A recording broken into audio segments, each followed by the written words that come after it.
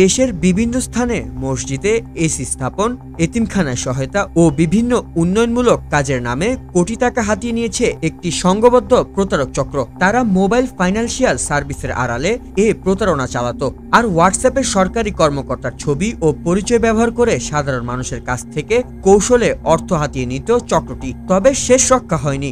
জেলা গোয়েন্দা পুলিশের পাতানো ফাঁদে ধরা পড়েছে চক্রের সদস্য শরীফুল ইসলাম।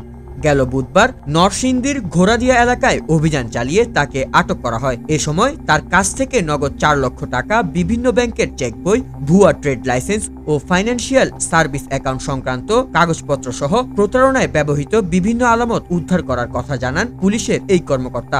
আমরা তাদের কাছে 6 মাসের তথ্য আমরা পেয়েছি।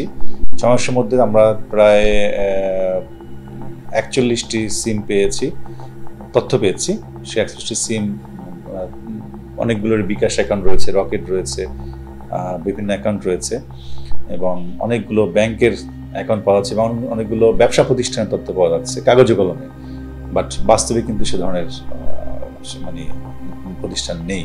চক্রের মূল হোতা শরীফুল ইসলাম ও তার বড় ভাই আরিফুর রহমান দীর্ঘদিন ধরে মালয়েশিয়া, সৌদি আরব ও সংযুক্ত আরব আমিরাত থেকে প্রতারণা কার্যক্রম পরিচালনা করছিলেন। আমরা যাকে গ্রেপ্তার করেছি তিনি হচ্ছে এই যে ফাইন্যান্সিয়াল যে বিষয়টা আর কি, যে আর্থিক লেনদেনের কাজটা তিনি এবং তার যে আত্মীয় স্বজনরা আছে তার নিকট আত্মীয় সবার নামে অ্যাকাউন্ট খুলে, ফেসবুক, বিকাশ অ্যাকাউন্ট, রকেট এগুলো অ্যাকাউন্ট খুলে এবং এজেন্ট অ্যাকাউন্ট খুলে, আরেকটা হচ্ছে যে নামে বেনামে ব্যবসা প্রতিষ্ঠান খুলে, ব্যাংক অ্যাকাউন্ট খুলে তারা এই কাজটা করে। আর এই ছবি ব্যবহার করে যে প্রতারণাটা করে, এটা সম্ভবত যতটা আমরা তথ্য পেয়েছি তাদের যে আত্মীয় স্বজন আছেন এবং তার দেশের বাইরে আছেন তারা হয়তো এভাবে এই ছবি লাগিয়ে বা হোয়াটসঅ্যাপ হ্যাক করে এই কাজটা তারা দেশের বাইরে থেকে করেন বলে আমরা প্রাথমিকভাবে তথ্য পেয়েছি। এই চক্রটি সাধারণ মানুষের হোয়াটসঅ্যাপ অ্যাকাউন্ট হ্যাক করে সরকারি কর্মকর্তা পরিচয়ে অর্থ দাবি করত বলে জানান পুলিশ। আব্দুল আওয়াল মুন্নার প্রতিবেদনে CSG নিউজ 24।